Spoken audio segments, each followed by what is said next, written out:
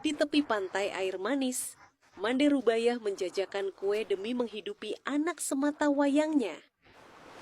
Di rumah panggung sederhana, ia menyuapi Malin kecil yang terbaring sakit, sambil berdoa dengan penuh air mata. Saat Malin sembuh, mereka berpelukan lama. Air mata syukur membasahi pipi sang ibu. Malin pun tumbuh menjadi anak yang rajin. Ia selalu membantu ibunya membuat kue dengan senyum ceria. Suatu hari, ia melihat kapal dagang besar merapat. Harapan tumbuh dalam matanya yang penuh mimpi. Malam itu ia menyampaikan keinginan untuk merantau. Mande Rubayah terkejut, hatinya berat menolak. Tapi Malin memohon sungguh-sungguh, air mata ibunya pun tak bisa dibendung lagi.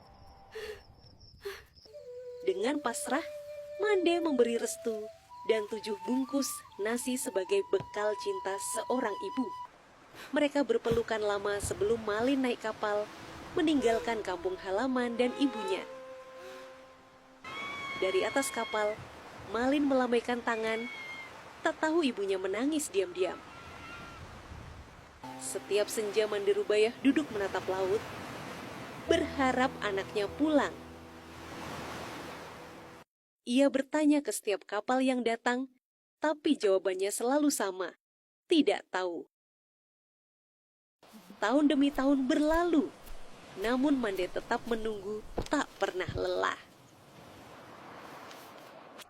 Di kota pelabuhan, Malin bekerja keras.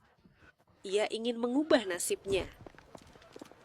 Di tengah hiruk pikuk kota yang megah, Malin mulai melupakan dari mana ia berasal.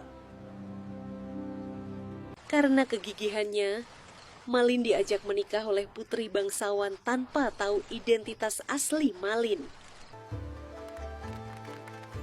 Malin pun menikah dengan gadis bangsawan tanpa pernah menyebut ibunya. Setiap pagi, Mande Rubayah menunggu di rumah berharap kabar dari Malin, tetapi tak ada satupun. Akhirnya, kabar itu datang. Malin, anaknya, telah menjadi orang besar.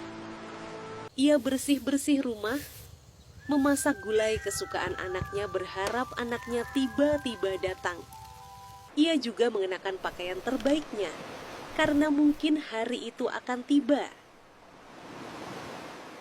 Namun waktu pun berlalu, ia memanggil ke arah lautan tapi tak ada jawaban. Suatu hari, kapal besar bersandar.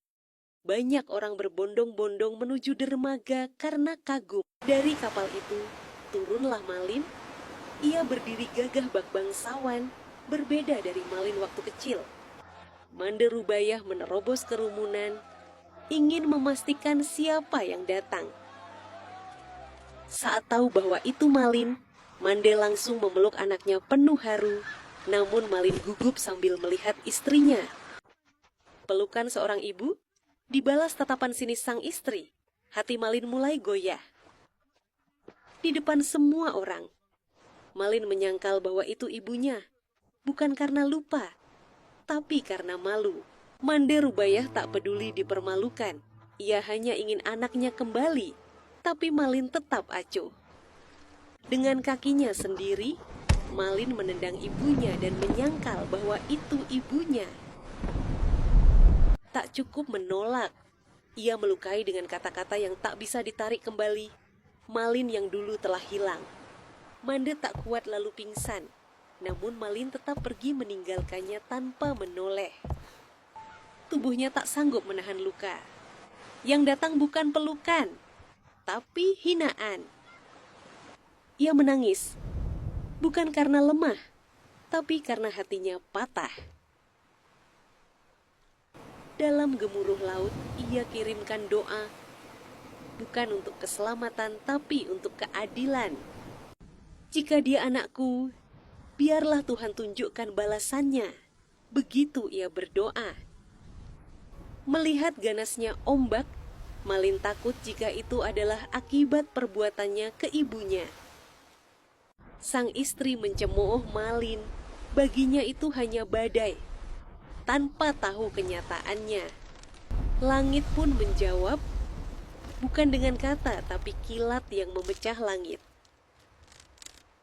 Gelombang menggila. Kapal bukan lagi tempat pulang, tapi pengadilan langit. Malin memanggil ibunya, tapi terlambat.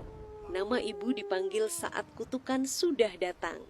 Dalam cahaya kilat, Malin melihat bukan hantu, tapi penyesalan berbentuk ibu.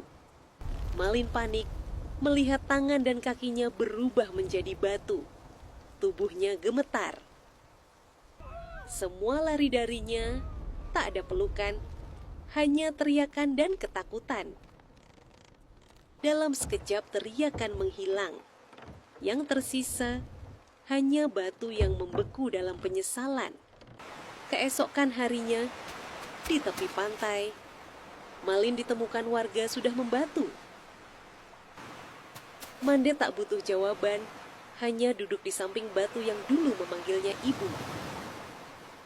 Harta dan kehormatan bisa membuat kita tinggi, tapi jangan pernah lupa, yang membesarkan kita bukan itu semua, tapi kasih sayang seorang ibu. Kesombongan bisa menjauhkan anak dari pangkuan ibunya, tapi kutukan paling pedih adalah penyesalan yang datang terlalu terlambat. Suka video seperti ini? Jangan lupa like, komen, dan subscribe.